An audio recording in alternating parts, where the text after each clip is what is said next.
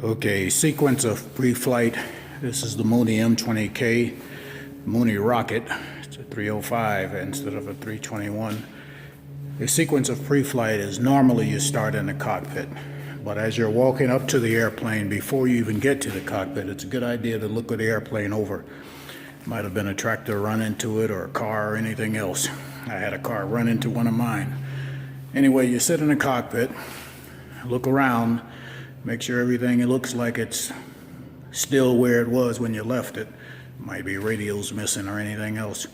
Turn on the master switch, the battery master. I'll show you a picture of that later. And turn on all the lights and the pitot heat. Pitot heat is the airspeed indicator probe that does heat up to keep ice from melting and clogging that probe so your airspeed indicator stays alive. After you've turned on all the lights, then you come out and you start walking around the airplane. It's a good idea to walk in the direction you're already going. If the pre-flight manual tells you to walk in the other direction, do exactly what it says do. The first thing I check after I walk out of the airplane is the wing flaps. You have put those down, by the way, while you're inside. Wing flaps are down. Control lock is removed, just so that you can move the ailerons and the flaps. This flap is down. You are supposed to climb under the airplane, in this case, and look at all of the hinges. Make sure that the bolts are in the hinges as much as you can see.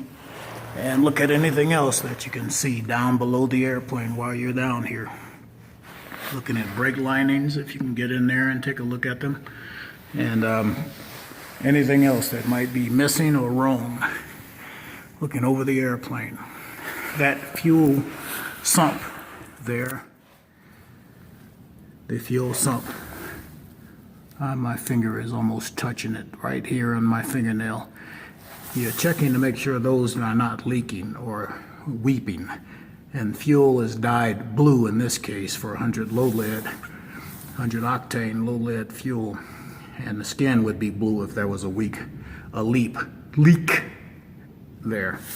I'm doing a little rush job here. Anyway, you're back on the top of the airplane, looking around, looking at the flap. And I like to walk outboard here. This aileron is free to move. I'm moving it with my hands. And I'm looking inside of the airplane also at the control yoke. It is also moving inside of the airplane. The hinges, you're looking at the hinges again to make sure bolts are there. Make sure static discharge wicks, which is what these are in place. And you're continuing to walk around the airplane. Remember, the lights are on right now. Strobe light should be flashing. The green on the right wing tip should be green and on.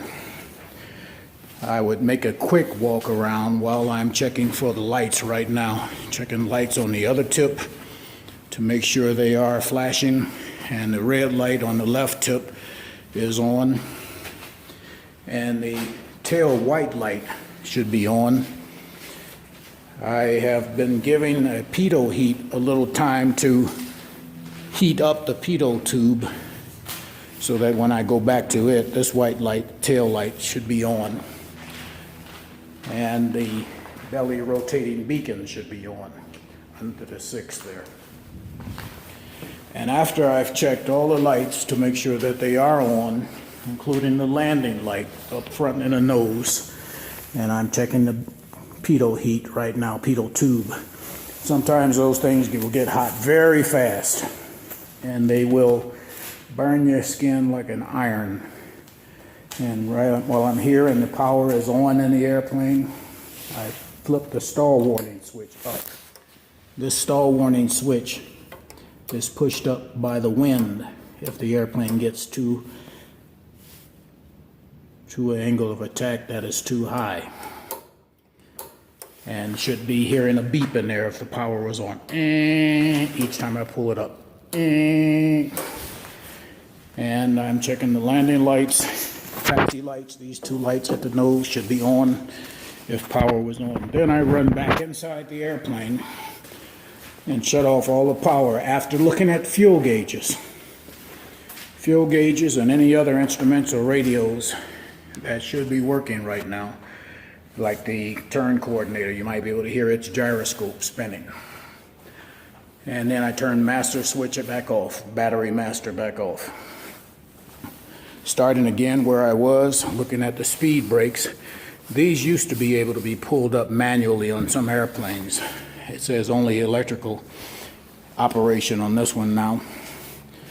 And I continue back around the airplane in the direction I was going, looking for any damage or any kind of defects. I look in the fuel tanks to make sure the fuel indicates what the gauges said, operating these levers and turning the lock to unlock the cap. Look inside, it looks like it's almost empty in this case. And make sure that when you put those back on, that you lock it again and push down the lock to be flush with the wind, and the wind would keep it down. This is another fuel cap for another tank and a quantity gauge also. It's a good idea to check those against your gauges, your fuel gauges. Looking out here at anything else that can be investigated here. This is a door that is not in use anymore because of the STC, the Supplemental Type Certificate, that was installed on this airplane. A bigger engine was installed. And you can look in there, but really you're only looking for anything like bird nests or any kind of problems. Coming around, looking at the cowl flaps, and I shake them to make sure they're not too sloppy. Sometimes they do get sloppy. The rivets get worn. I'm looking inside the cowling for any bird nests or any other types of discrepancies, things that might not look normal. And I look at the propeller blades. The leading edge of this blade is a little rough, not bad. And the boot, the heating element to keep the ice off the blade, is in good condition. Same thing for all the other blades. And the spinner here and the spinner bulkhead, sometimes those get broken from wind and from vibration. Looking at the other blade and its leading edge boot, its heating element to keep the ice off, propeller de-ice. I don't have a screwdriver with me, or do I? Yes, I do. To look at engine oil,